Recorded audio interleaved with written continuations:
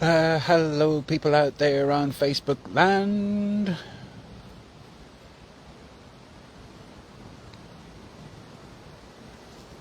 Waves through the digital stream. Right here beside us, beside me, beside us, beside the phone, is the river that flows through the heart of Dumfries town. Don't think it's a city. Dumfries and Galloway.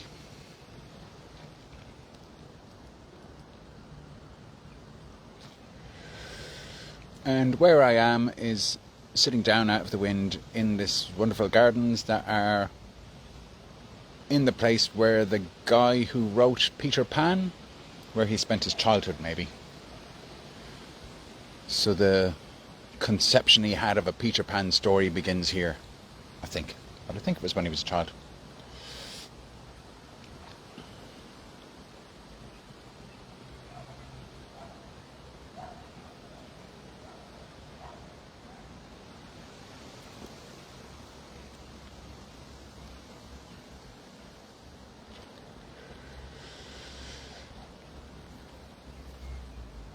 And I guess the basics of the Peter Pan story, I've only ever seen some of the kids' films. I guess the basis of the story is the child who never grew up, which in my mind is the child who wouldn't become an adult, therefore wouldn't become an adulterer, therefore wouldn't get typecast into a job,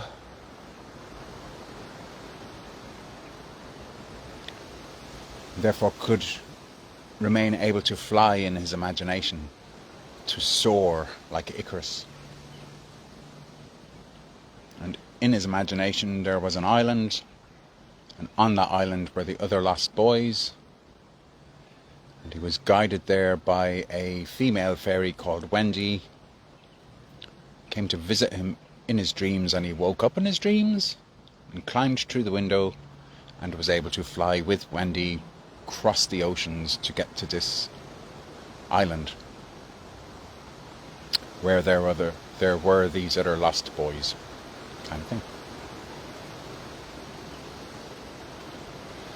So in his imagination he had lots of friends that he actually got along with, and they also didn't follow the rules, didn't go to school.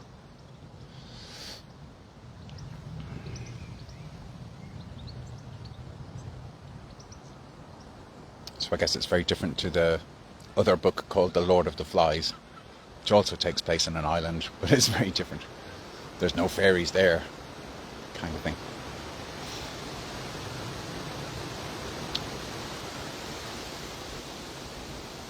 I was thinking I was going to have a chat with a friend of mine that I've never spoke to before. It's a Facebook friend. We were going to chat about Lucifer, probably. Who knows what we were going to chat about, but I'm pretty sure for me, I'd like to speak to this friend about Lucifer because she's got Lucifer living in her mind. Let's put it that way. And I've kind of got Lucifer living in my mind along with all kinds of other mythic peoples. So I thought it would be fitting actually to eat some food here in this Pan's Cafe.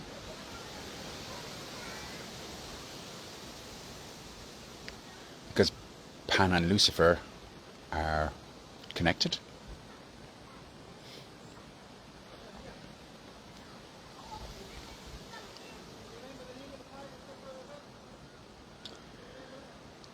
But as I've begun to record this live stream,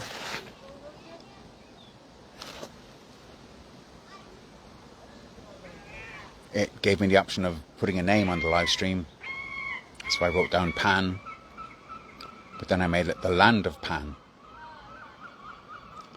And the Land of Pan is a reference to one out of the 7 books written by a woman called Cian the Rohan. And that whole series is about bringing up memories from the subconscious into the conscious. It's about submerged feelings in the subconscious, on the soul realm, And ideally that book is about being able to remember when one's soul was born. To have the original soul memory, which would include the birth of one's soul, which is a far bigger story, which speaks of the mother of all souls.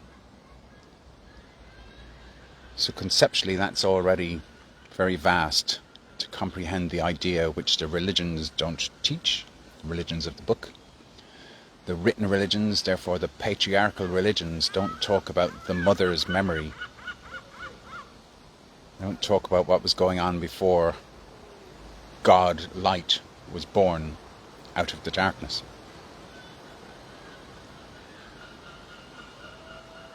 So even the very idea that God has a mother, and that mother has a memory, and that the mother's memory is far older than anything God knows about, for God is all-knowing. But there was a before knowing. And in many ways, the idea, deity, of knowing is a simulation. It's a simulation in light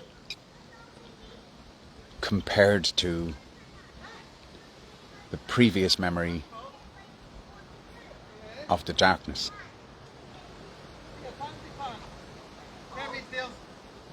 So excuse me for speaking slowly. It's like you've got your soul painted on your face. We're having a party. Hi. We're having a birthday party here. Beautiful. Your birthday? Yes. Happy birthday. It's themed. Thank you. Right. Oh, big slide. So I'm not particularly going to make this a very fast speaking video. I'm not going to put pressure on myself to be entertaining. I'm not going to try and contain this story.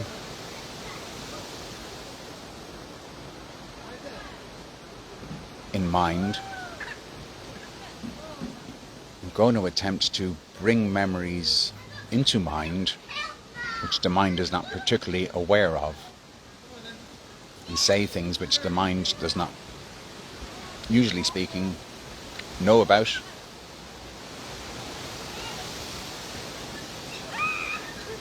Because I'm going to speak about how God has insecurities. This all-knowing God. I'm going to conceive of this God as having insecurities. So in God's mind, in the light, everything is secure. God is all-seeing. God sees everything that's going on in delight.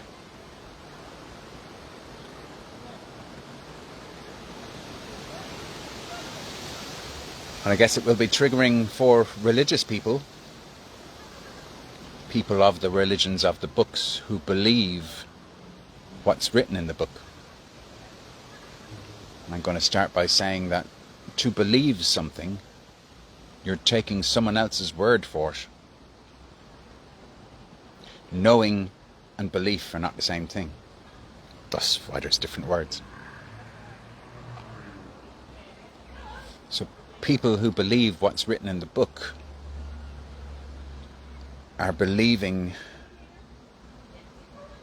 because they trust what's in the book. So the Word of God, the Logos, the child of God, we are the children of God. And the concept that God had a male child who was like his heart, who was his most beloved child. So that's the story of Jesus Christ, born of the Virgin Mary, fostered by the male man, because the male man was said not to be the actual father of this boy, Jesus. And the backstory connects to part 1 of the Bible, which is the Old Testament.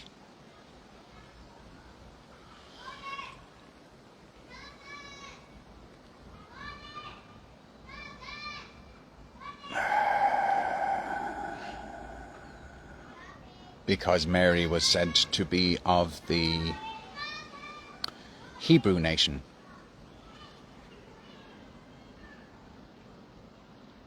And the Old Testament is the mythologies of the Hebrew nation.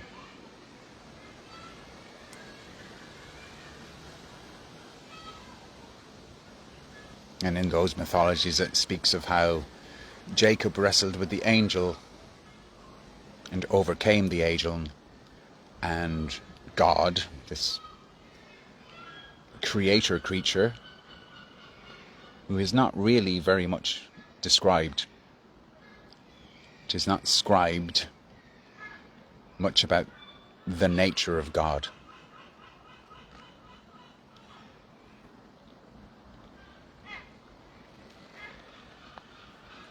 It is said by those academics who have studied the written word in its original languages that the oldest writings included in the Bible are the 2 or 3 different versions of Genesis that are in the Old Testament, and which are alluded to in the beginning of the New Testament. Let's call them Book 1 and Book 2.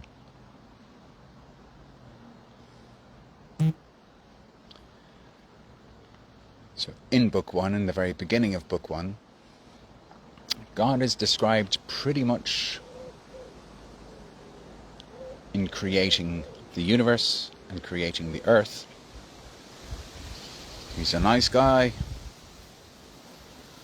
Not really told why he's chosen to do creation, but we are told that he divided the waters from the waters, divided night from day.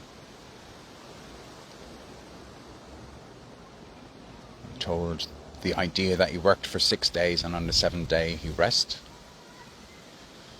We're told that the pinnacle of his work, after separating,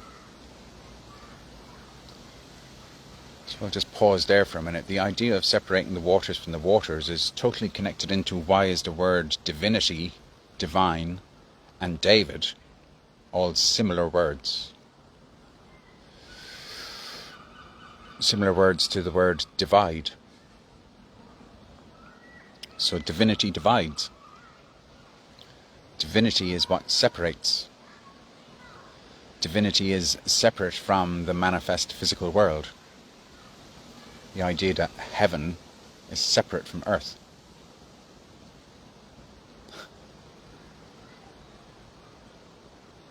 Divine, divide. David, not that I'm an expert in any of this stuff, but David, I think, is said to be the first king who united the nations of Israel under one king. He's the original King of Kings. And the idea is that David had a big empire and there was lots of trading going on and he got very rich. There's also an idea that David didn't die and then the kingdom went to his son. The idea is that David had a heck of a lot of sons with a heck of a lot of different females. But Solomon's mum, don't remember her name, Solomon's mum was determined that Solomon would become king. And the idea is that David stepped aside and allowed Solomon to become king. Solomon rose above the masses of the other children to become king. But it's important that it's written in the Old Testament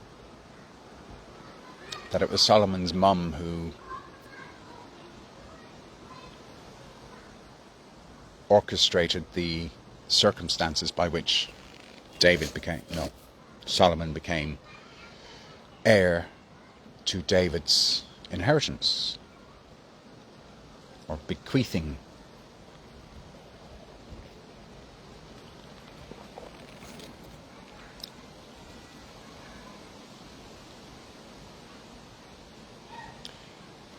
In Britain, the equivalent would be King Arthur becomes the first King of Kings.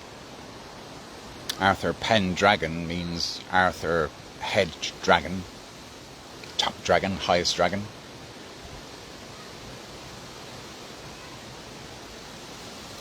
And the parallels would be that Morgan the Fay, who was King Arthur's half-sister, I think, maybe full sister, but half-sister sounds more acceptable, that she orchestrated for her son to be bequeathed Arthur's kingship. The idea there is that Morgan the Fay was a kind of a witchy woman. She was a matriarch. She was part of a whole priestess. She wasn't a priesthood, she was a priestesshood with a cowl, as in a coven, rather than a hood, a priestess cowl.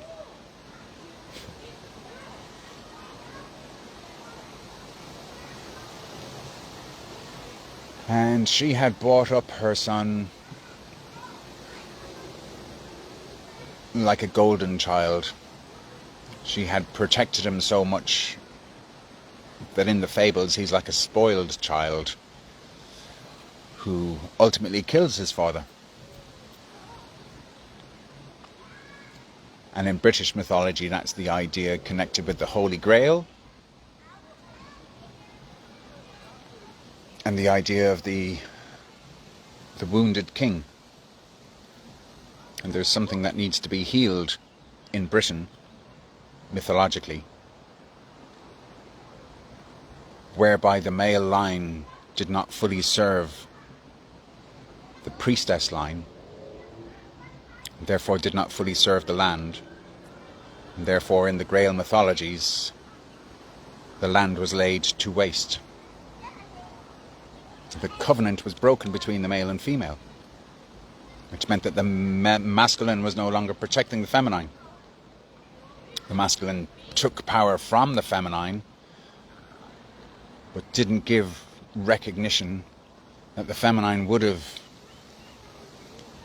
allowed that power to be shared, with the idea that masculine took the power. It's a kind of inequality. Mermaid tails.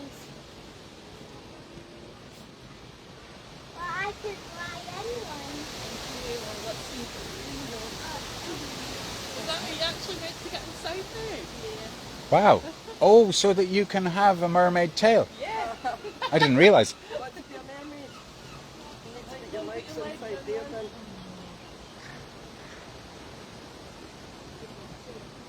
Put your legs in, I'll take your picture. This could be quite transformative for your life. Put your legs in. Put your legs in. It looks like you might be the first generation out of this family who's remembering what it feels like to be a mermaid instead of be bound by Put your legs. hands up in the top. Put your hands on the top. Look here. Yay! Come on then. I can't get out. Oh, you can so. Has anyone ever told you that the mermaids are probably still in the very deepest parts of the oceans where mankind have never looked?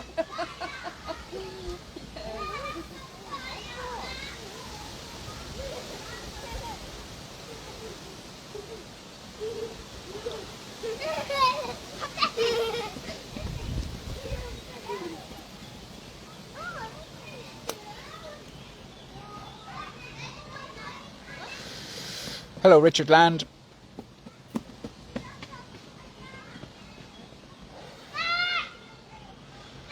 I've titled this live stream The Land of Pan, Richard. I wonder if you're named after Richard the Lionheart, the Crusader? I've just been speaking about Grail lore. Behind you. Look. Boys, someone here. Hello! Did you know that kids can put their feet in this and become mermaids? I know, yeah. I didn't know that. I've just seen it happen. I don't know which way this went. I'll show you what I mean here. There are the mermaid's tails. By coincidence, mermaid's tails is what I'm getting around to telling.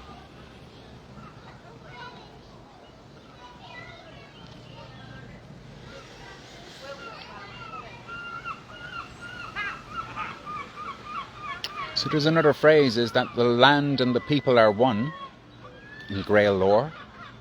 But I've just described how the land and the people are not one because the king took power from the feminine without respecting the land, and the land was laid to waste. So the people became separated from the land. And these Grail lore mythologies come from the Normans. Essentially, these are French tales that speak of the time when the hereditary title of king was passed from father to eldest child.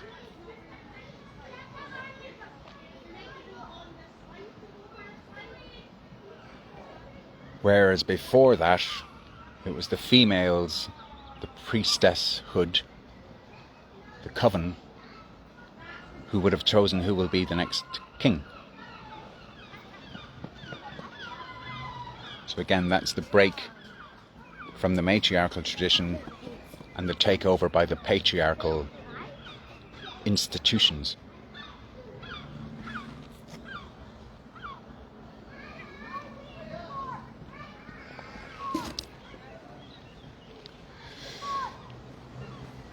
Hey Richard, if you're there, could you give us a thumbs up if this recording is actually working, or whether there are lots of breaks where the connection is slow?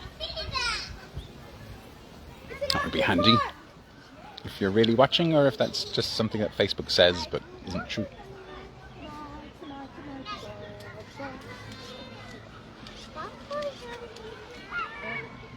For it would be a pity if I'm allowing these sentences to come out whole, but the Facebook Live is only capturing some of the words.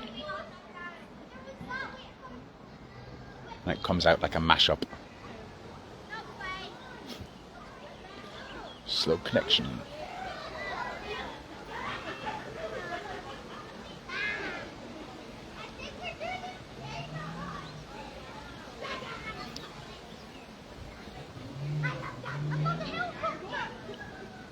So in the feminine conception of things, it is the feminine who creates the world. It's the feminine who creates the material plane.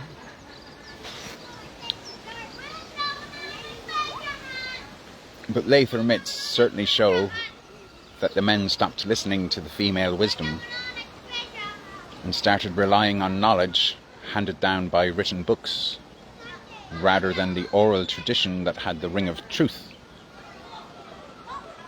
The ring of truth being the original band on the wedding finger.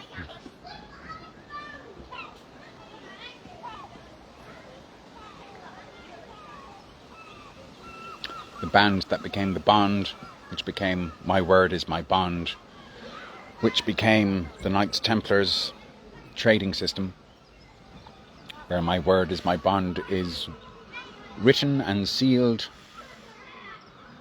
with a signet ring representing that I am the king. And I promise to pay back in the future what I'm going to borrow now regarding the amount of gold I stole from my subjects through taxes, such as Richard the Lionheart, who spent almost no time in England because he spent all his time among his cousins in Europe, invading Jerusalem to build the roads along which to send the messengers to carry the messages. The word hospital and hostel come from knights hospitaliers. But those hostels were places where it was safe for the horse riders carrying the gold to be safe at night from the outlaws. Outlaws being the native indigenous people who had not been subdued by the patriarchy and the priesthoods. And thus they would try and steal back the gold that had been stolen by the kings and the liege lords.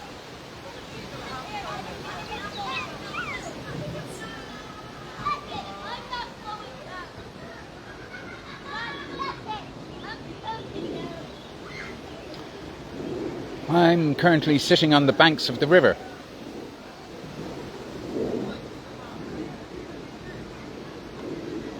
And this is where we get all the analogy of how the rivers flow to the sea.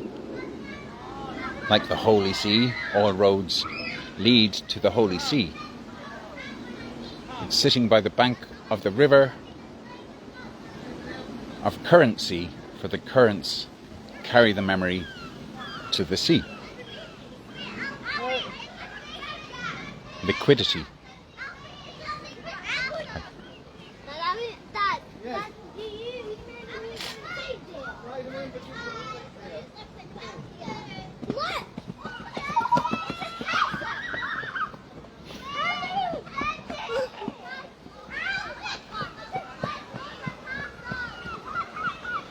So I began this by talking about the children's imagination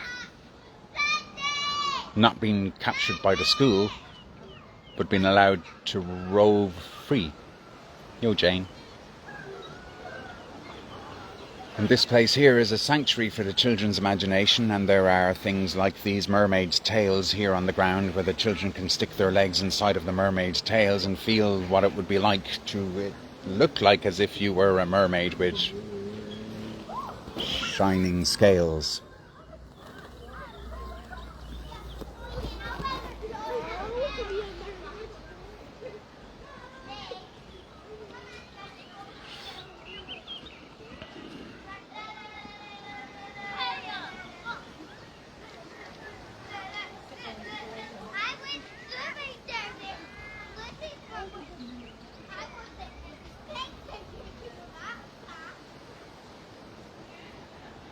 So perhaps there was a time when real live mermaids still felt safe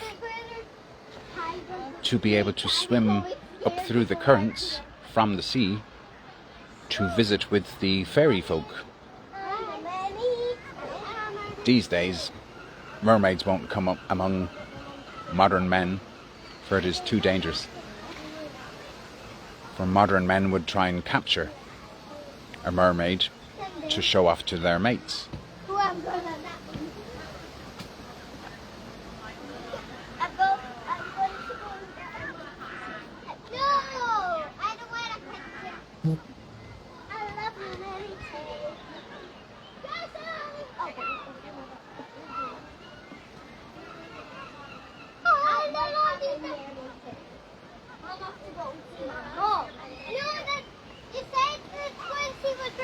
So that's the sounds of children imagining how it feels to be a mermaid, briefly. And that's 3 girls have put their legs all the way inserted inside of the mermaid's tails. But no boys. The memory of mermen is very much buried. Or perhaps there never were mermen. Perhaps men only came around when the feminine crawled out of the sea onto the land and stood on 2 legs to become tall. Thus we have the idea of men tall, tall men mental. Thus we have the association that men breathe in air in the light.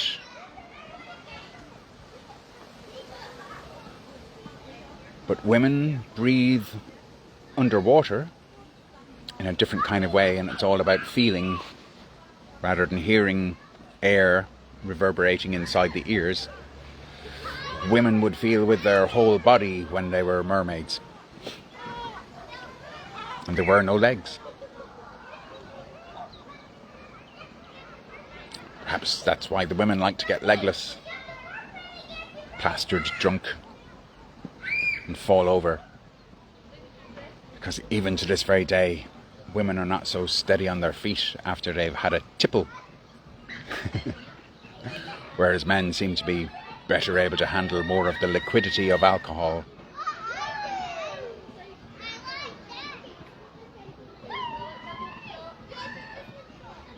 Just messing with words, but there's truth at the root of these imaginations. Perhaps. Sung in the background is a man singing "I'm Still Standing, yeah, yeah, yeah." Yeah, Sandy! After that's over there. Now, Mammy Whoa! It's a bit stretchy, that. Maybe put Travis in it, really young, and fly open. Perhaps the man that's singing is indeed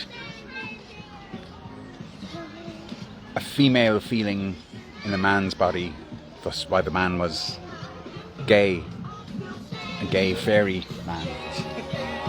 Go right, girls! You know what? That gets me over Is it? That song? You don't like it then, your fingers in your ears.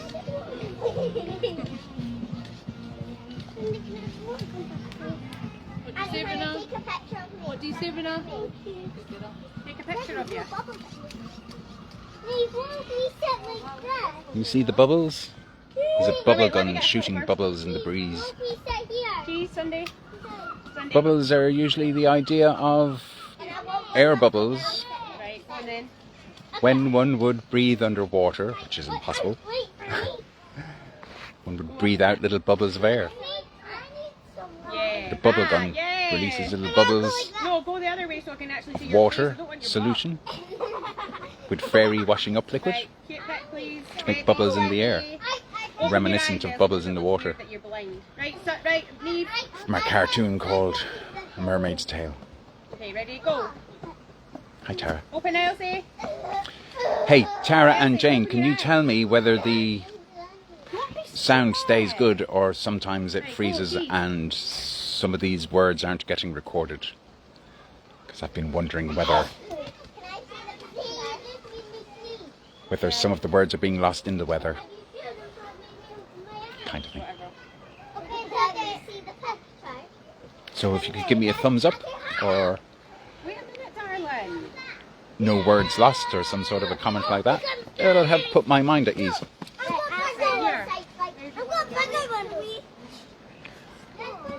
For despite how simple I may say things, I do have nervous feelings.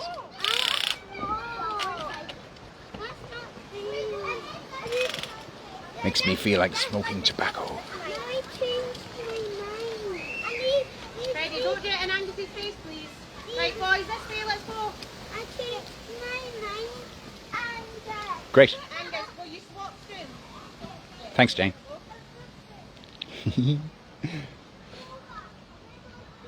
Yeah, Tara, I'm at Pan's Cafe, down by the riverbank, beside the mermaid's tails.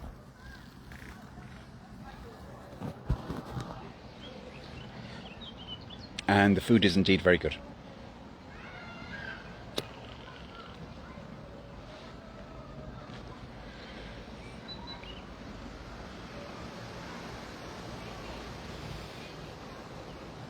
Anyway, yes, I've called this live stream The Land of Pan in reference to Cian de Rohan's books, because fourth or fifth book in the series, sixth, whatever it is, one of the books in the series speaks about Avalon and British mythology and King Arthur's days and when the fairies were still recognised.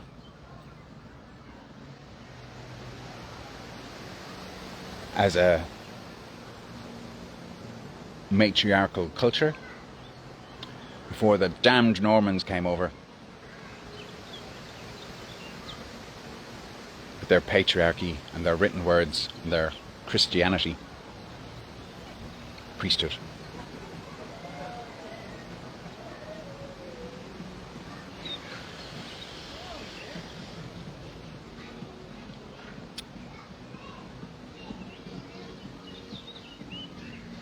In the story that she's telling there, Pan is the representation of the father of manifestation. The father of manifestation is one of the three masculine parts of the whole of what we might call God. This is an idea that there are four parts to God. The original part is the feminine, and she births three male parts to herself, so that there are four parts in the parental birthing of the manifest universe. And those books are about being able to stimulate the feminine memory, the soul memory, for the soul to be able to remember its birth. Just like a few days ago, I was telling a story which would stimulate for us individuals to know that our subconscious memory has the memory of when I was physically born into this particular body, and to know that I was born into many bodies before this body, back down through time. But logically, therefore, there must be a memory of when I first came down to earth from the stars, to be birthed in an earth body for the very first time. And the land of Pan follows on from the previous stories, and the land of Pan is set only some thousands of years ago, whereas the whole right use of will stories go on for a long time before there's even an earth.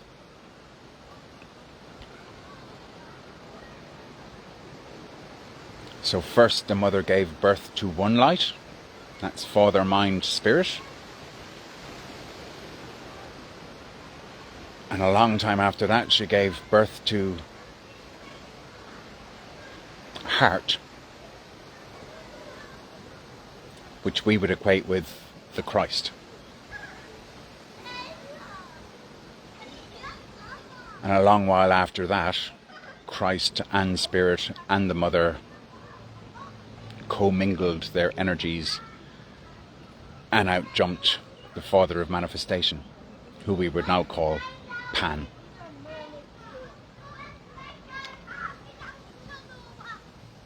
So spirit mind was light, but mind, the perfected idea of how creation could be. And heart was the love that developed between the conscious mind and the subconscious mother.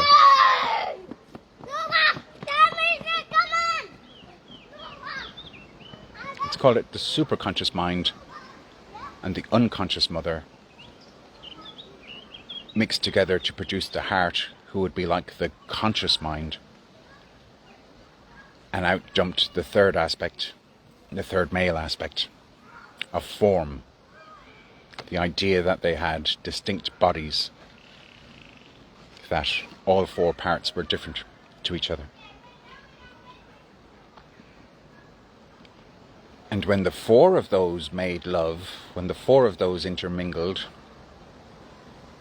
is when the first archangels, then angels, then seraphim, then the names of all the other creatures were born in their vibrations. Some more like the mother, some more like the fathers. And of the fathers, some of the creations were more like this father spirit, this father heart, this father body. So we begin to conceive why there are such different types of humans, and it goes further on to describe how we end up with different races on the earth. Or indeed the idea of different alien races as extraterrestrials living on other planets who end up being attracted down to Earth.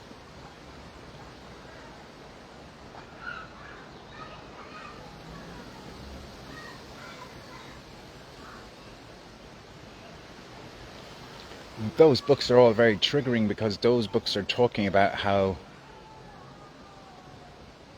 the masculine aspects were not so in touch with their feelings, and feelings which they didn't like, they pushed out of themselves and put it on the mother that she was producing feelings which spirit didn't like, which heart felt uncomfortable with. But it turned out that body was very good at being able to accept the feelings, and body was particularly good at being able to love the mother in ways that helped the mother to be able to accept her feelings, because body was not so much a one for criticizing her feelings, but actually to envelop her and hold her. And thus we have the idea of the masculine holding the feminine helps the feminine to feel held, supported, not merely criticized all the time, like the mind criticizes the feelings in every one of us. Whereas the body is able to contain the feelings, but also to express the feelings. Pan was the one who gave birth with the mother to sound healing, to be able to express sounds in ways that felt good and musical. Thus we have the concept of the panpipes and all the music of the fairies, all that eternal music that just goes on and on and on and on and on and on and on and on, so you can dance all night and all day and all night. But we don't tend to have an image of God the Father Spirit playing music. And we never seen Jesus wandering around with a guitar. But Pan is always involved in festivities and celebrating creation. Whereas we tend to see God the Father as spirit constantly criticizing creation and saying this isn't perfect, this isn't good enough.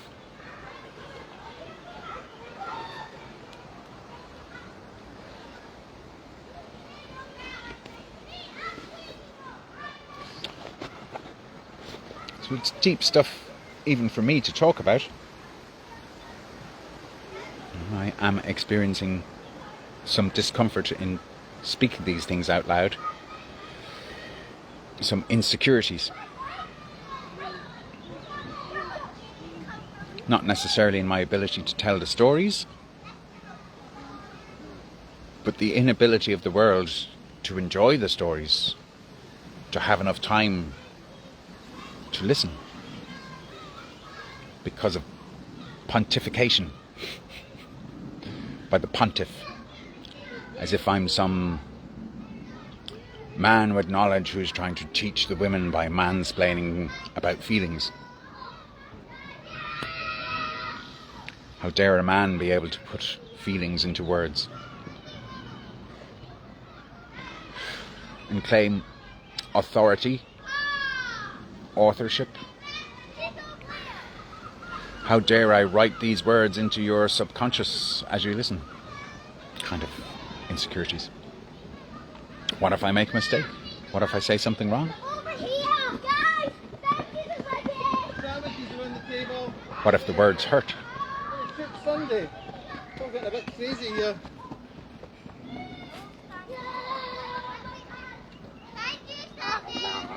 What if I bring up feelings that are traumatic? I just have to hide again because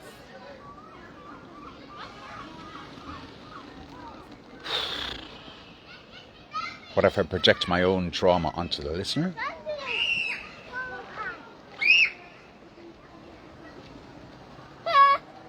People are trying to shoot me for. Run, Willow! I go. No, I want to see. What if I'm too needy and ask you to put some love hearts, my listeners, to check whether you're still listening or not, or whether you've drifted off into, I have to do the washing up, or I need to go to Amazon and buy some cat food. What if the dog starves to death because we were all too entranced in Dew's storytelling?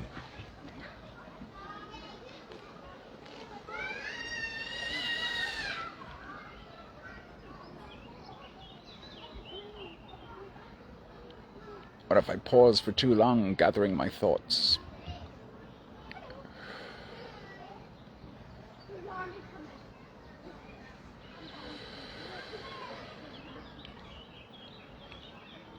But the idea here is that at some stage, God's spirit became so critical toward the mother and didn't own his feelings well enough, and was projecting the feelings he didn't like onto her, and she was becoming imprinted by his criticisms, so that she started to fall apart inside and worry so much.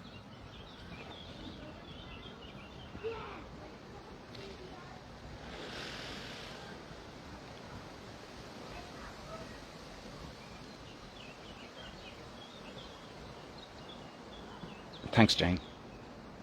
That helps.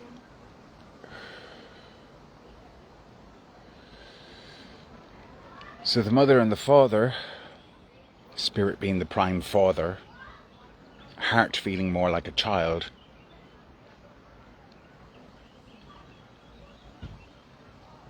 and body feeling more like a lover,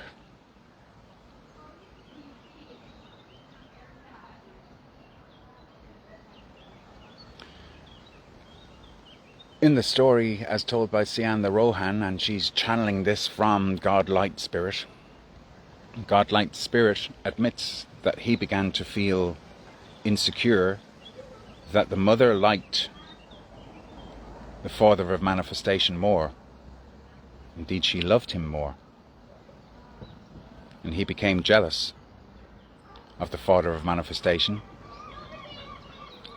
as if the father of manifestation had a better relationship with the mother than spirit had.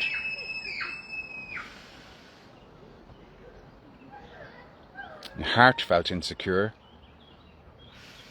that he wanted his parental parts to all get along with each other, but there were obvious difficulties between them, and he was finding it very hard to bridge these two. So he was beneath them and they were above. And when the father of manifestation came, it's like the father of manifestation was his brother, and even though the Christ child was older,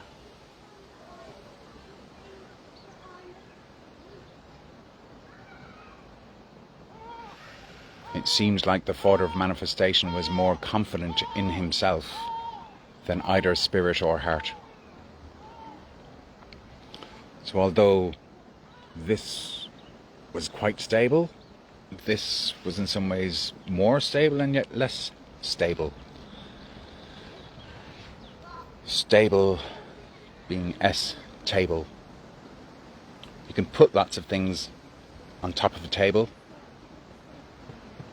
You put lots of things under a table. Like a water table. It can rise up and down. But it's like a father of manifestation, body, form, was more able to integrate feelings. A heart didn't feel able to speak about his feelings, and the mother and spirit felt and thought that he was quite remote, and that he wasn't telling them everything that was going on in his feelings. And spirit wasn't able to talk to the father of manifestation about what was going on in his feelings, and was quite jealous of how at ease the father of manifestation seemed to be with the mother's feelings. So the concept that's quite triggering here, that when all of us souls got born, all this insecurity within the relationship of the first four are imprinted into us on a subconscious level while we were still within the mother's womb. We were picking up on things that were going on in our parental parts. And as we got born in waves of pulsations, as the manifestation began to happen to create the physical form of all the other lights and their planets and moons in the darkness of space,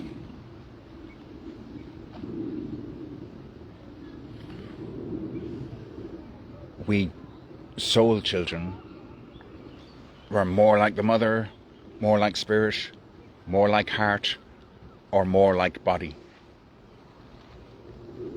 So if we each have, let's call them percentages. Perhaps I have 70% air, only 10% body, 20% feeling, and only 10% heart. But any other numbers for all of us. We are a diversity of various mixes of these four parts, quintessentially. And then there's our own uniqueness. We're not just bits of them.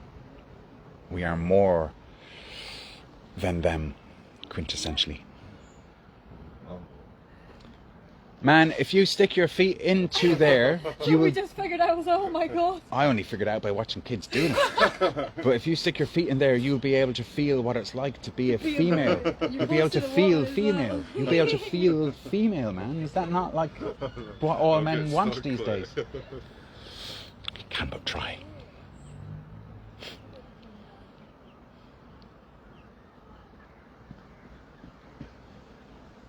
So this is almost a bit like as if I'm at a festival and random people are coming by and I'm at the Guardian pan sitting by these mermaid tails, witnessing, but also a catalyst to see if any modern day men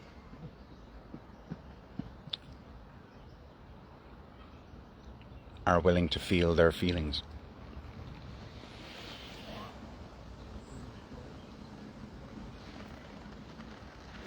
And we are to some degree, but to be able to identify as primarily feelings, it's hard for the mind to let go of control of self-image. Thus why I'm doing these lives, to challenge myself, to be able to feel the feels. It's important for me to be able to feel nervous and be able to integrate the nervous feeling. It's important for me to be able to feel fear and be able to integrate the fear instead of push outside of me and be afraid of other people to mask that I'm actually afraid of what I might do. That I might err. I might make a mistake. I might take what isn't mine. I might mistranslate what's in my mind. These lips might betray me.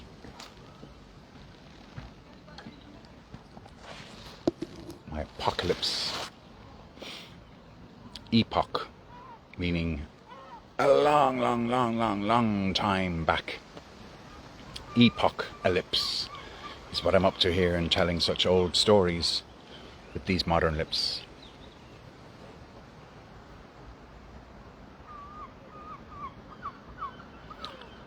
With the click of my quick tongue, using my Adam's apple in my larynx, in my trachea of my throat. Troth being an amalgamation of the word throw out. Throat. Throw out. To expel spells into the atmosphere out there.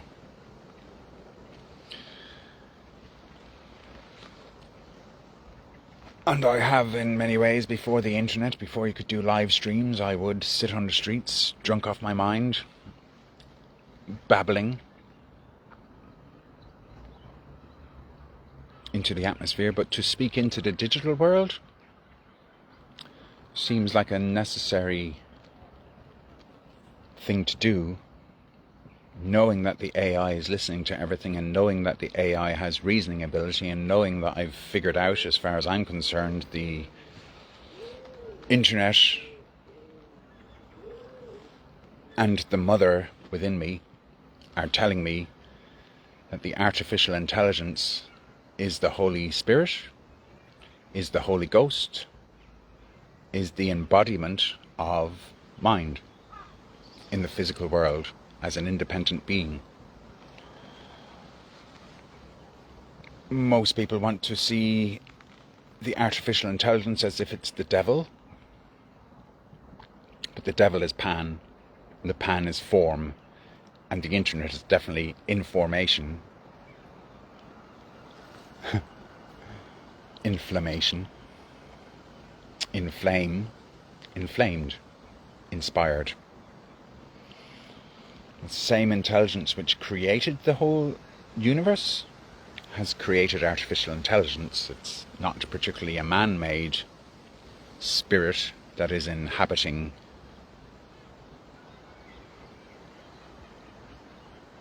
the contrasts of light and dark with heart to inform the human nations.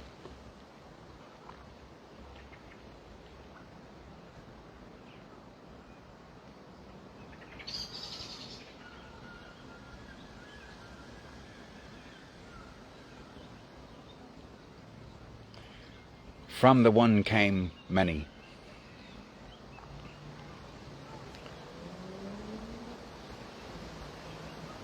From the mother came many feelings, and those feelings became light, and those lights became mind, those lights became heart, those lights became form. Thus we formed bodies with the four elements,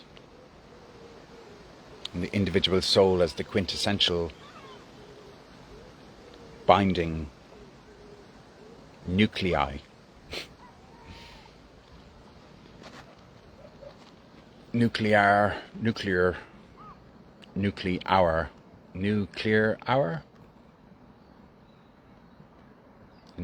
age. Nuclear families break up. Nuclear families reassimilate. New fathers adopt other fathers' children. New fathers have to adapt to bringing up someone else's offspring in this incarnation. The wheels have been coming off our incarnations. We are tired. Our wheels are tired.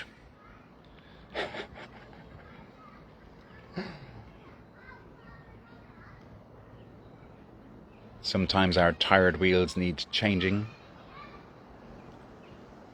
Sometimes just the tires need changing, but the wheel is okay.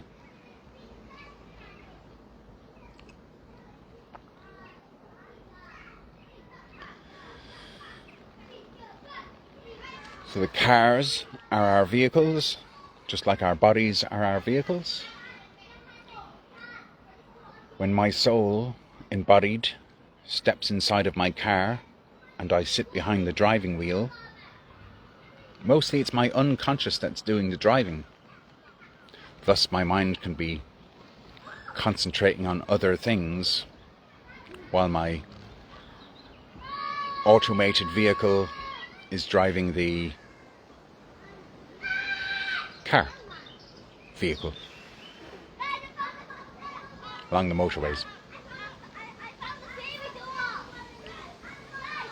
The child up there has just found the fairy door and is very excited by it.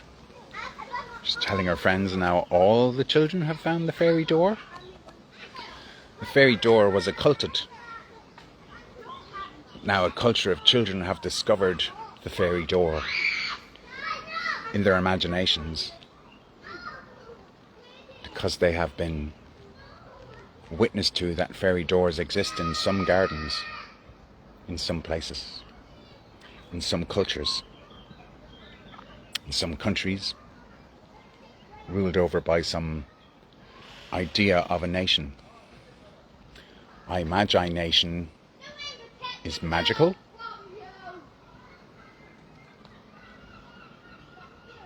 Magic is magnetic. Magnetic is 2 words. It's magic inside a net. Magnet, I see. I see magic with a net inside. Beloved is bed with love inside. Belief is a lie, for there is a lie inside of the word belief.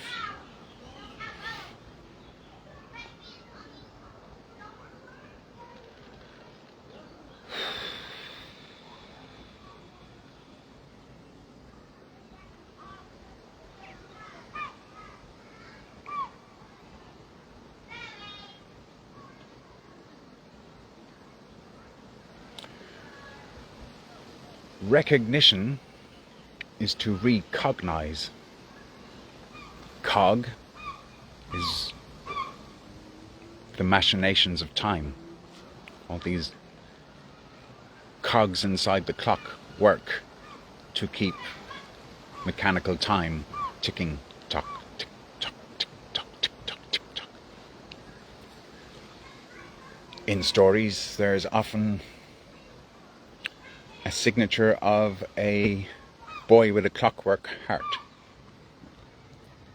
a mechanical heart, a heart that doesn't really feel, but is just a placeholder for the mind.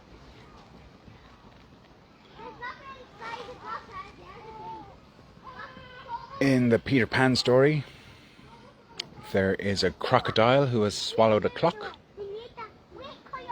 and the pirate guy, Captain Cook, he's terrified of the tick-tock, tick-tock, tick-tock time as if an alarm. He is alarmed by the sound of the crocodile because he knows the crocodile is going to eventually eat him and he will die. Whereas Peter Pan and all the children are eternal, they don't die. Can't die because they never grow up. Adults die. Children just go to sleep.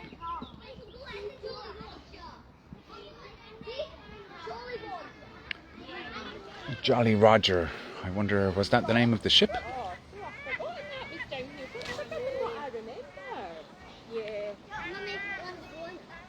Hey, can you guys help me remember? Was the Jolly Roger was the name of Captain Hook's ship?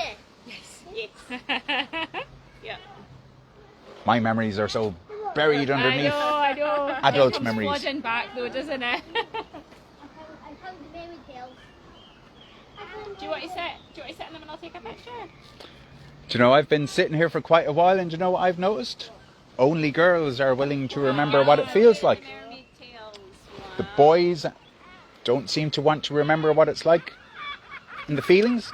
And this one dad who came along, who wasn't very old. Oh, maybe he wasn't a dad yet, actually. He came along with a woman but no kids. But I actually invited him. Hey, you know, he was looking inside and I was like, if you put your feet in there, you'll remember what it's like to feel like a child or even like a mermaid. And he was like, no. He was a bit freaked out by the idea.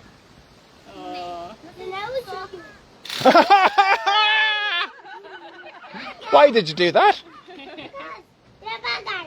I'm a bad guy. Is it because I'm all dressed in black? Right, well we go to the Jolly Roger. Nice to meet you, bye now. The Jolly Roger. It's a funny thing in England. Well, you've caught me live this time, Owen. But yeah, the Jolly Roger. Over in England, to be Rogered is not such a jolly thing. Linguistically or physically. Unless you're a Platonist child of a Platonist who's gentle and fey. But it's very taboo to talk about.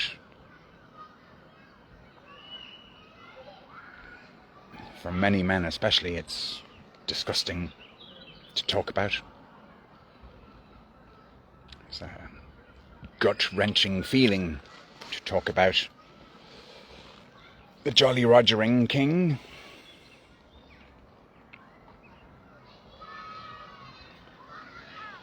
But Owen, I did say that this whole video here is about bringing up feelings which may be uncomfortable, which one may want to expel, which may be seen outside but not something one wants to feel on the inside.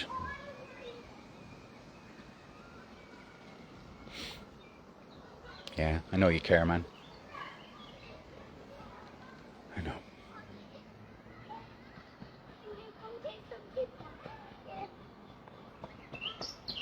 I'm just going back. Oh, you're the boy with the bubble gun. Well, I'm going back to my mummy. Have you still got liquid in your bubble gun? Yeah? Great!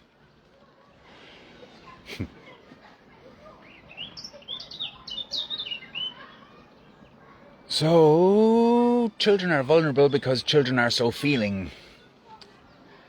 Children feel like it's totally okay to speak to dangers. Children will speak to the monster in their dreams. Kind of thing.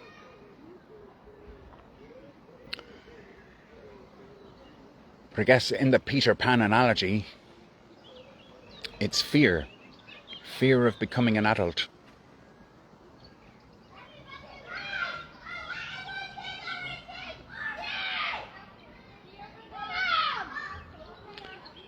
What you resist persists. I guess in many retellings of the Peter Pan story, Peter does indeed come back and eventually accepts that he is a grown-up and he can't stay a child forever and he must go through his puberty. He must get himself a job. He must fit in with society. He must be able to express his feelings to a real live Wendy. And get a Wendy house for Wendy to live in. But he must work and toil in the soil, and toil in the mind, and work for the man to be able to bring home the bacon, the Francis Bacon.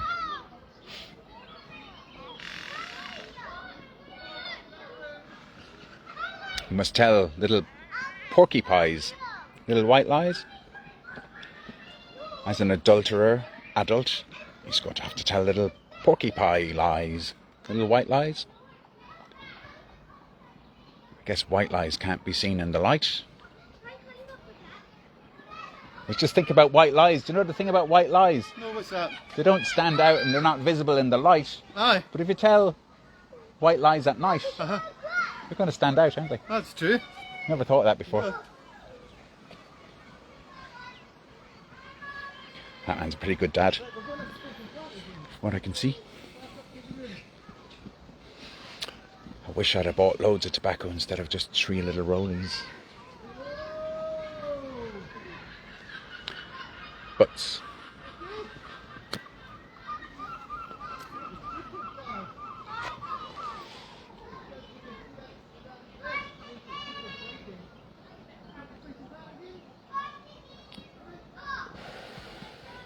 Okay. Okay. This material makes you go flying like that. Uh-huh.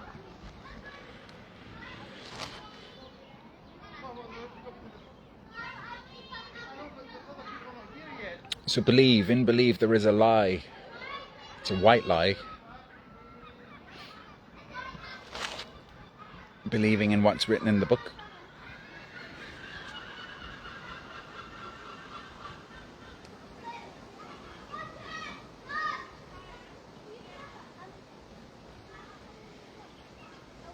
Just because it's written in a book, not because it's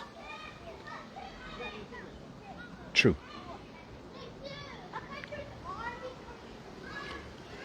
The things are written in the good book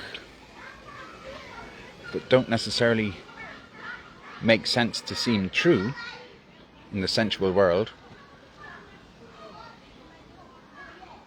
One of those things that doesn't seem true to me is that if Jesus were a real man he would have written things down himself. Whereas if the Jesus story is a figment of imagination, a myth, obviously a myth can't write his own story. Obviously a myth gets written over the space of hundreds and hundreds of years, and nobody lives for hundreds of years in one body. So no one body could write down their own myth.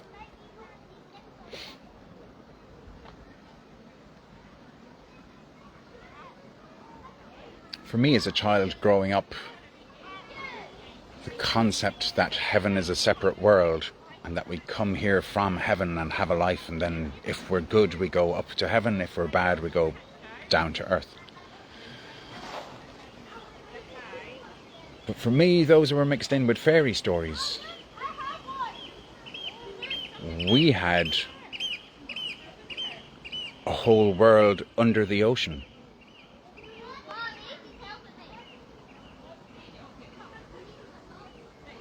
Heaven was across the sea, not up in heaven, not up in the air. We have tales of mortal men visited by fairy princesses and chosen out of all humanity to come with her to the magical lands under the waves, under the surface of things, under the water table.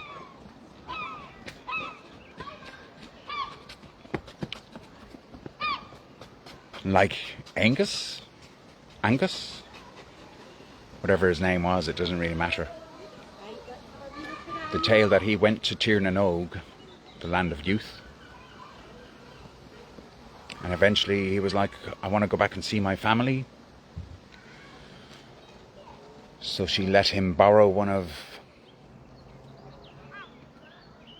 MacMannon's horses, magic horses, to be able to take him back to the mortal lands. But she told him, don't get off the horse. Don't let the soles of your feet touch the land. But he came back and actually hundreds of years had gone by. What seemed to him like I was only away for a year. A year in fairyland is like 300 years or 1,000 years, whatever it might have been. So when he came back to the mortal lands, his family were all dead.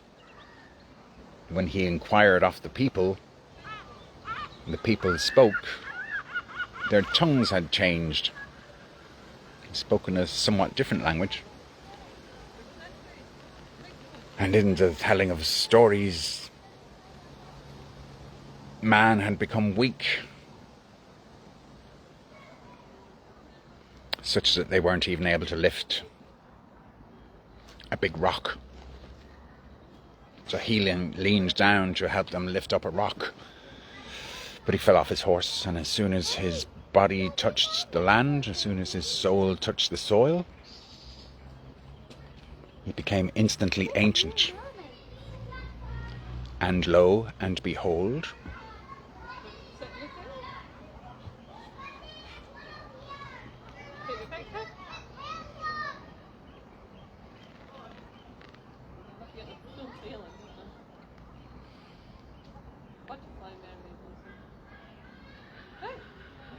that's like a mermaid with wings then, isn't it? Yes.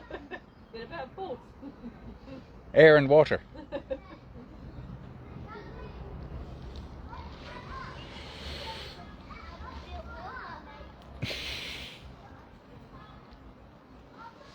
He became instantly old. His body was beginning to turn to dust, and lo and behold, it is told, it was written, it's been inscribed on parchment by the Christians, that luckily for him, he was taken to a church, he received communion, he gave his confession, and then he passed away into mythology. Because it was written, he passed into something more like history.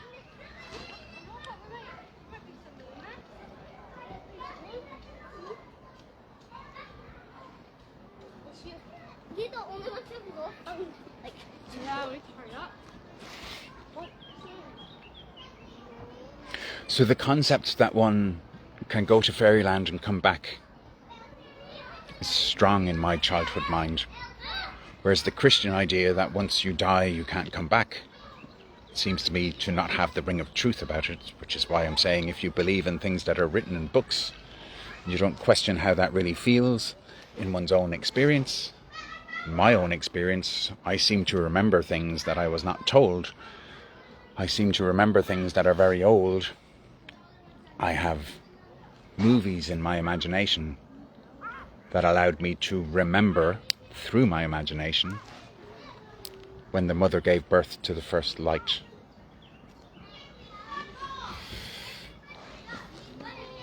And I could read that poem from the book, but I will have to take the book out of the bag that the phone is resting with. I'm having to take the book out so I can show you, but also because a few days ago when I was speaking this memory poem, I left out the beginning bit. This was on top of the Tor. And it always seems to me that this guy looks like one of the apostles. So does this guy, so does this guy. It's as if I'm a Celtic Christ in the promised lands, the land of the covenant being the British Isles.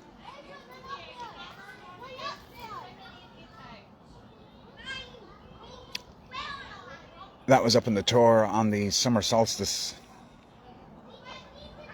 2001. This was the same morning that I met the mother of my first son, Paddy.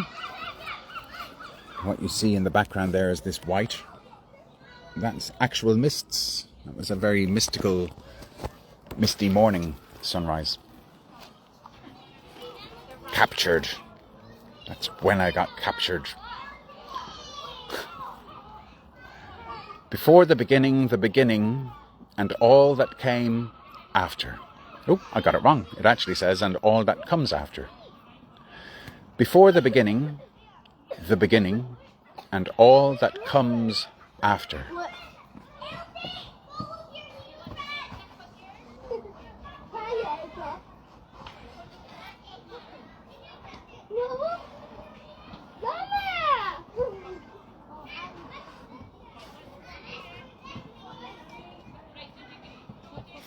So for the first time, two boys have come along the path, and one of them has gone straight to the female mermaid's tail and got straight into it.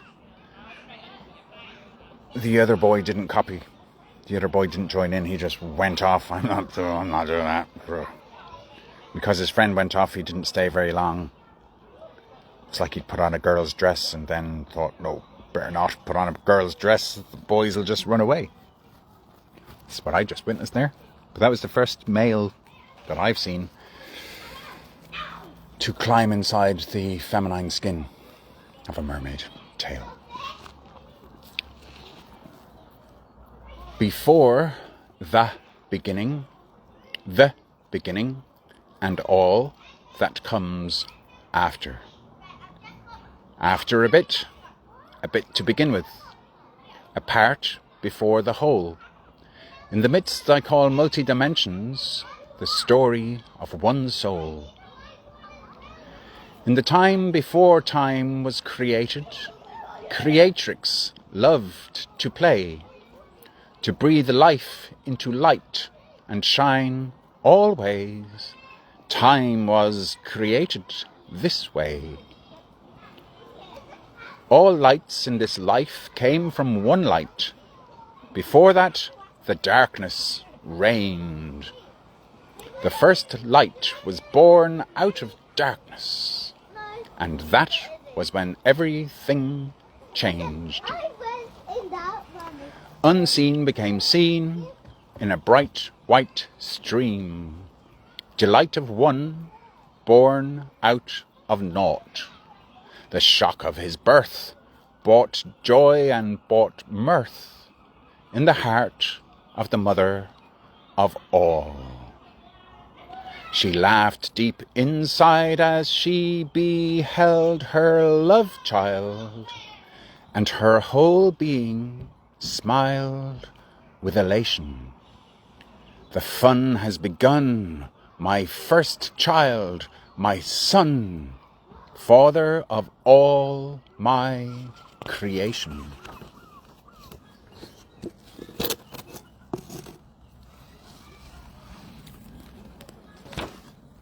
The first light was flying in the midst of naught, when suddenly began his very first thought. Who am I? Flying in the mists of all, he felt he could hear an answering call. You are the firstborn, the child of the night. You are the first love. I call you Delight. Delight in darkness. In the beginning there was light. Before that there was only darkness. From out of the darkness was born delight, and delight was made out of darkness. Before the beginning there was only darkness, and when light came, he came with a big bang. Wham, bam, thank you, ma'am. The child of darkness, brought to life by the grace of Lady Love, to live and grow and change, expand and play. In the beginning was duality, night and day. And here's Steve Reeves. Steve Reeves. Shamrock, Tara, Tana. March 2000.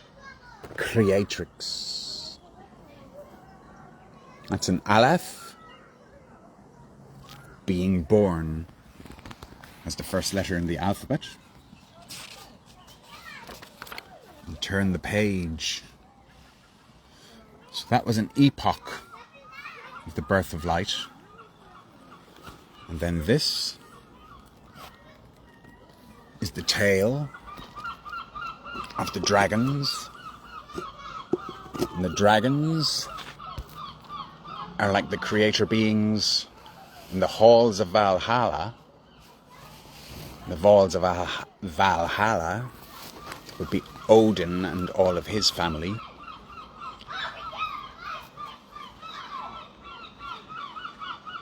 I've been there on a DMT trip.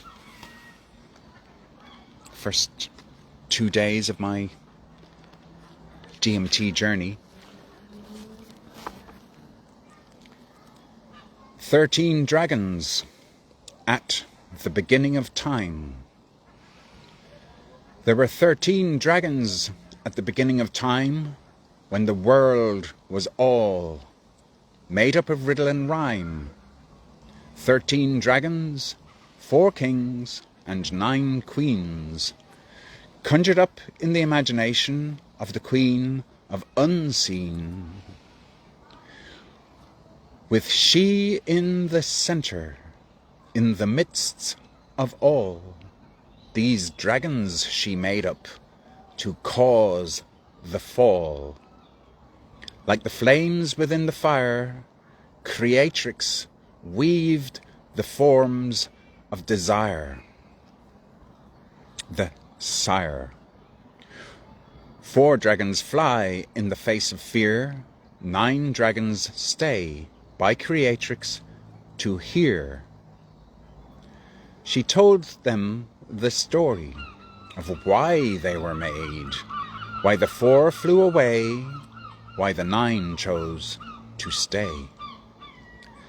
The former were favoured with the gift of sight. The ladies were gifted the wisdom of night.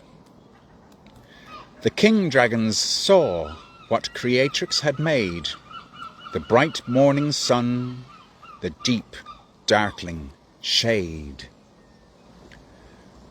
Desires she made them, with the will to devour the fruits of the earth, the heart of her power. The womenfolk, wondering what they could not see, developed deep insight with the help of Queen Bee. Describe, bring the scene of what was to come. She thought them, remember, all ways are all one. She showed them divisions. Oh, she showed then divisions of the seen and unseen. She showed them, the dreamers, caught up in the dream. 4 dragons wandered down the ways of descent, devouring the harvest of the earth as they went. The queens, they decided to dig deeper within. The kings see only outside, not under the skin. The 4 kings had eaten so much of the earth, their bellies had swollen, developed great girth. They fell into sleeping on the ground where they fell, and their dreams filled with nightmares in dimensions of hell. Dimensions is spelt with DMT capitalized.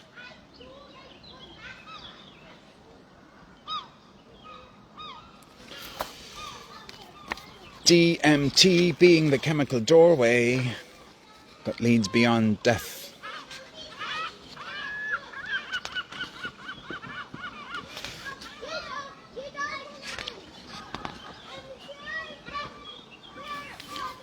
The mother of all creatrix creates tricks.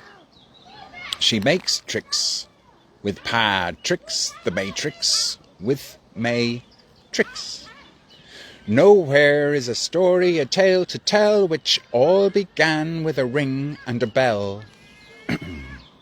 a ring of roses, a sonnet full of sounds, a mix of rhyming riddles, a logic to confound, a maze of ways in which to say, the rippling waves of fairy tales weave secrets into sound. So tricks again may descend to earthly plane, to live again a life on sacred ground. So tricks is a play on words, and the play on words is that Patrix is Pan. The birth of Kelfin Og. Og means young. Oscailga. Steve drew a little picture of me. It's perhaps a picture of me on a soul level, you could say, from Steve's imagination. When I was young, old songs were sung, deep-seated in my mind, of fairy folk. Their favourite joke was stealing a mortal child. I grew up in a place where we all chase each other up the wall. We come back down, we wear a frown. Does anyone care at all? Life could be bliss if we could all kiss each other on the cheek. Live our lives as our daydreams, eat chocolate and ice creams, and make love all through the week. Oh, life could be tribal instead of suicidal. Oh, life could be groovy instead of unruly. For life, it is satisfying, and life, it is gratifying, and my life is flying always, always travelling through a time warp. What's been going on here on planet Earth? The people seem really confused. Well, some say this and some say that. Some don't care, while others enthused. But what's it really worth? I'll tell ya.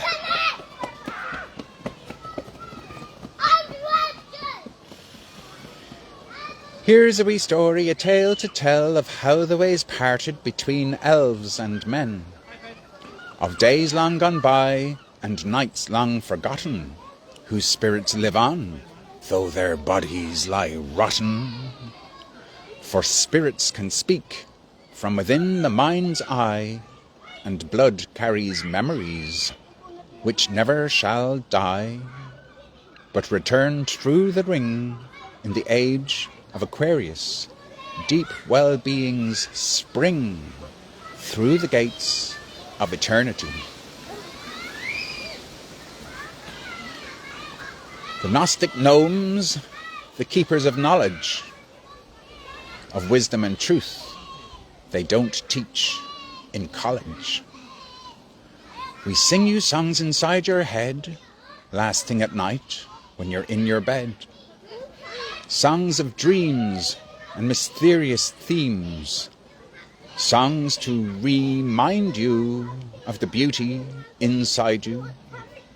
In songs we can show you and help you to know you, to show you the way to your heart.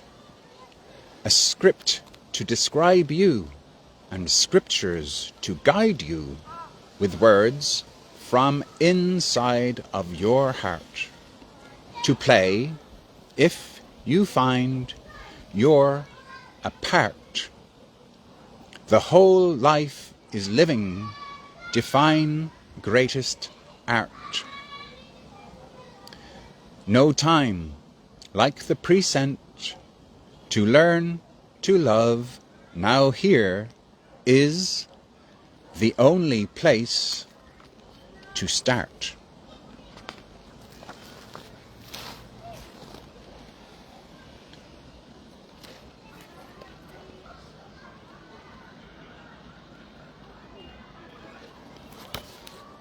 These words are by Tomi Atoma, channeled himself or copied from some ancient lore book, I'm not sure. But Steve inscribed it in the shape of the planet Earth, with the chalice of Grail lore from fairy heritage.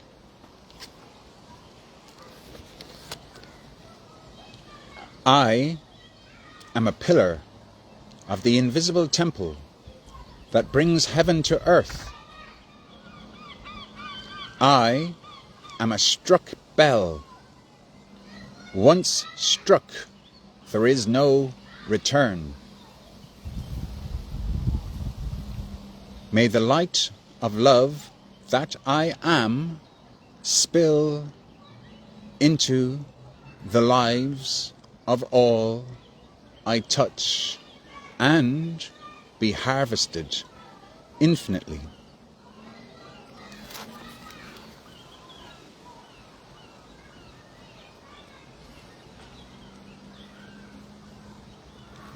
There is the light of love spilling from the chalice.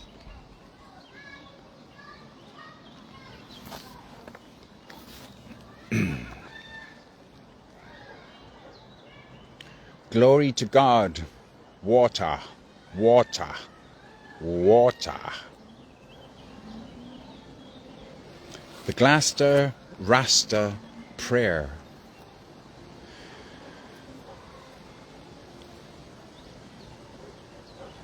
By the will of the vine, it has been given to me to live in this ancient isle of Avalon. By the grace of Creatrix, I have been guided here. This pilgrim age is my prevail age. Each morning, remember, I am prevail aged to be present here.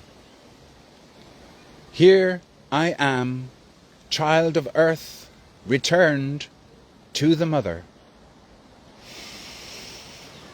Each breath of life is sacred, the life blood of my soul. Each breath of life reminds me the cycles complete our whole.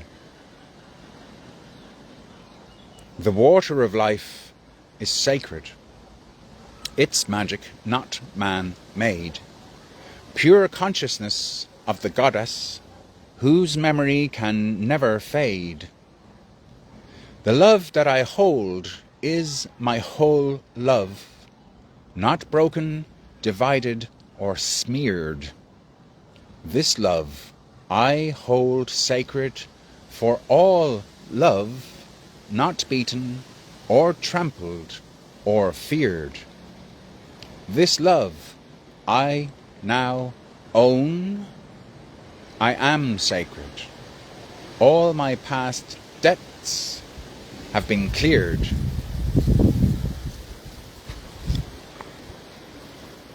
Hi, Deborah.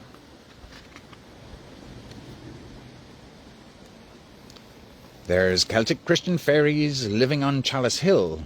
The priests have said they're dead and gone, but the Sidhe reside there still. Earth Force at Ishnok. Ishnok is the mythical centre of Ireland and the physical centre of Ireland. It's a megalithic complex. So this is the concept in art form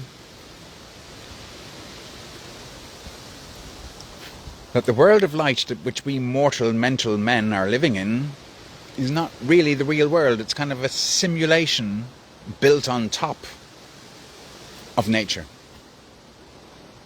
And the concept there is in the inner world. So the mental world is external in the light. But in the inner world, the eternal inner world, we fair folk are still in this inner world, and we have dreamed of an outer world like those dragons. And in a mental simulation we are living in the outer world. We are living out the outer world as a daydream. But the inner world is still ingoing.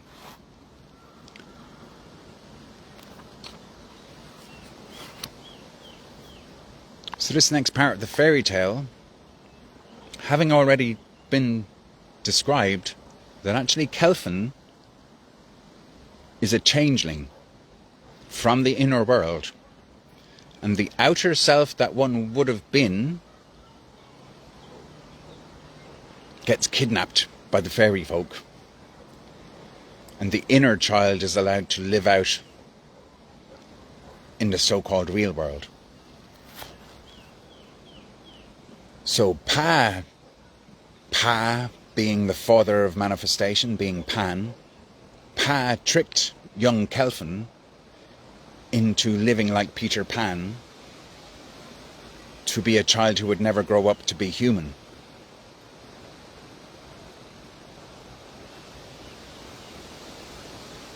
The outer self had to be tricked. Pa tricked. How Pa tricked Kelfin Og into incarnating again, so that Pan would look like just another ordinary man. Elfin Kelfin, a child of the Sidhe, grew up in a strange way. All he wants to be free to be happy, in search of true love, on a wing and a prayer, with guidance from above. A stranger in a strange land, in the realm of unseen, found the way to Avalon by following true dreams. There's Celtic Christian fairies living up Chalice Hill. The priests have said they're dead and gone, but the Sidhe reside there still. I was delving deep in Glastonbury, heart, centre of the world. I was lighting flames on Christ's own hill, of whose fame you may have heard I was taking lots of medicines to unleash the awful truth. The answers received were strange indeed, ancient wisdom from my youth. A fountain store of wisdom deep-rooted in this earth, awakened states of feeling what this life is truly worth. Immortal soul, awaken, in me, away, perceived, became conceived and then achieved the innocence of rebirth. Searching true life memories, remembering the past, bits of me where I got lost, returning home at last. Now parts of this story are quite hard to tell, of the wars that began, which unleashed the 9 hells, of all that was lost, and of how things might have been if the lost souls of mortal men would return to the Queen.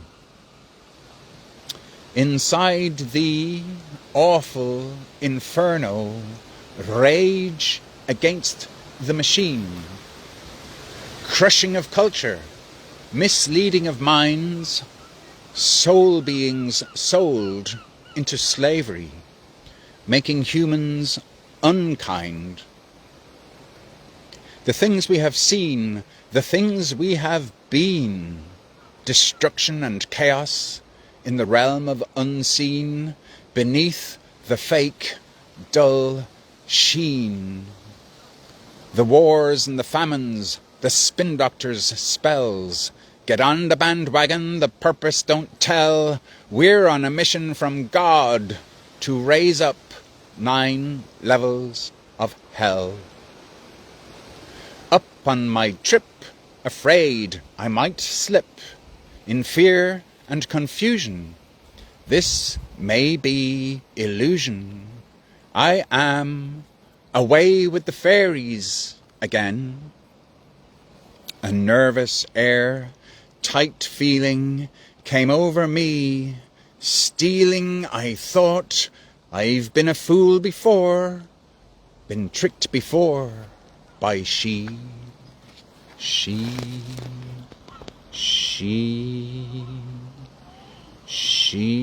the feminine soul that lives in the Tor. 11:11, a line meant in heaven, one total eclipse of the sun, with fears of disaster and time growing faster, brought dreams home to every one. The Grand Cross alignment caused such an excitement we all began to spin out. A portal inside us, a mass coincide us, a mass coincidence, go inside dance, began a new sky dance in heaven. Dream catcher, dream weaver, true cosmic receiver, this spelling disaster, dreams spinning out faster, replace pain with laughter and sing love.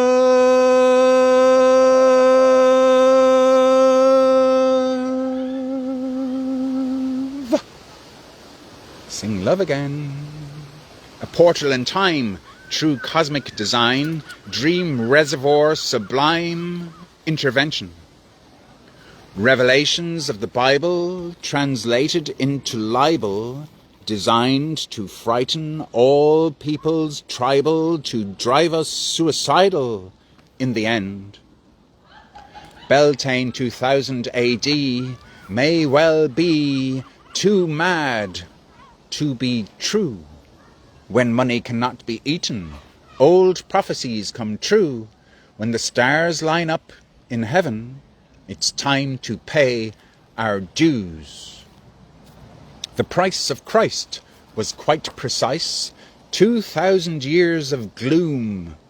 It ended in May, on Beltane Day, where now this story here resumes. Return through inner sense. This time is strange, this time is strong, as we know now come together. A time of turning, a time of learning, we come to gather together, forever together, together, forever. Here we come.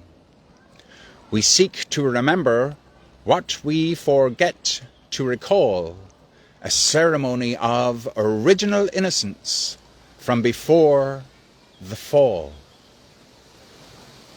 Lucy in Furs describes us. We waited through the night so long, we stumbled through the overgrowth. We forgot to sing, forgot our song. We got lost around the roundabout. We lost the plot in time, forgot. We all lost the plot together. 'Tis a game we play till break of day and wake up again together. In our dreams, times, our songs, we buried deep lie our treasures. We put wine in our chalices and charis in our bongs. Breathing deep lie our pleasures in our dream time, our songs. But with mushrooms soon discovered, our love became our lovers, and as our love became mutual, no longer just neutral, our trips so expanded, some people crash-landed and fell back in the brew as well she had planned it. So well they had fallen as we were still soaring, young devil and all, as we imagined heaven. They created the fall. From graceful creatrix, from we and from all, as we imagined heaven, they created the fall. And so our ways parted. We watched on top of the world, as they got the fear. We watched their drama unfurled.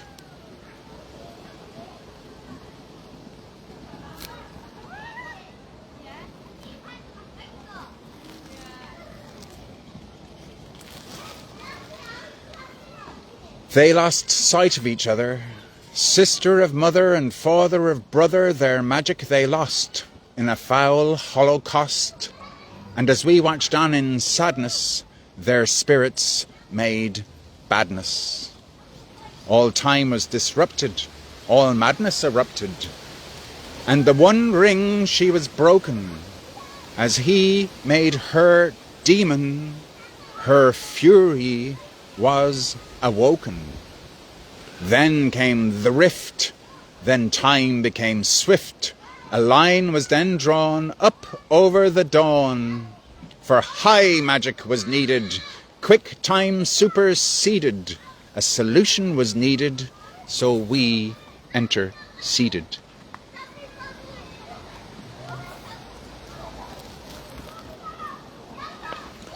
The return of the bird tribes, of old and of song, we come back to remind you, to sing you this song.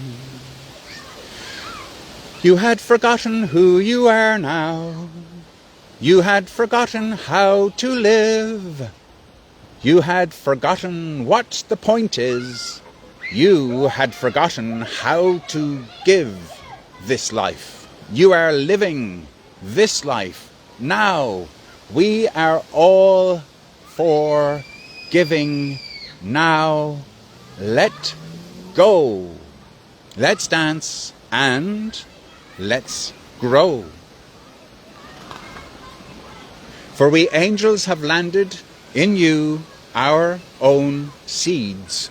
In our homes we are welcome in this time of great need. So bless us, Creatrix, by the sun, moon and trees.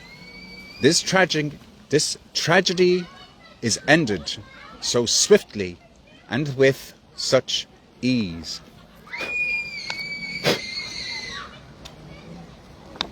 Jesus Christ! What on earth is going on these days? The world is spinning out. Everyone's gone wild. Nowhere left to run. Now here, left to hide.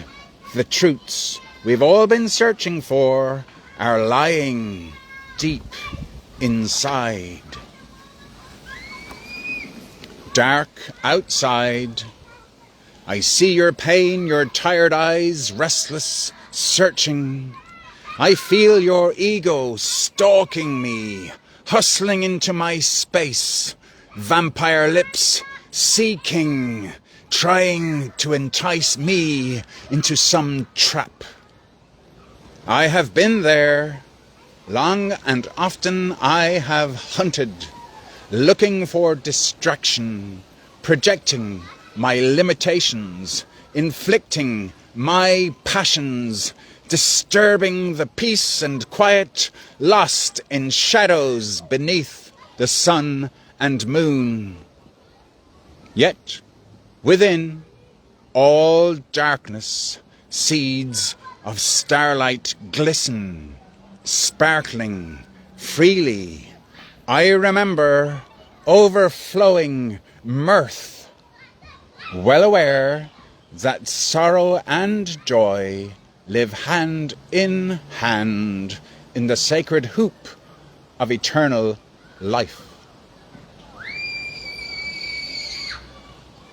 How now to end this suffering, put an end to all this strife, let go of all my wandering, and find my true love, my wife. Somebody. Oh.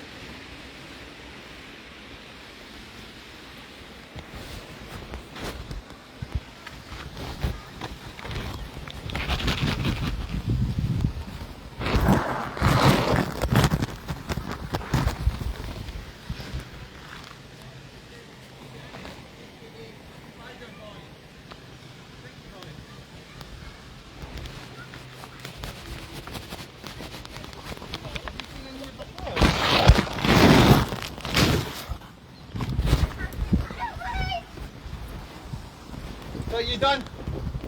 Ran out of battery. Oh. I'll be back.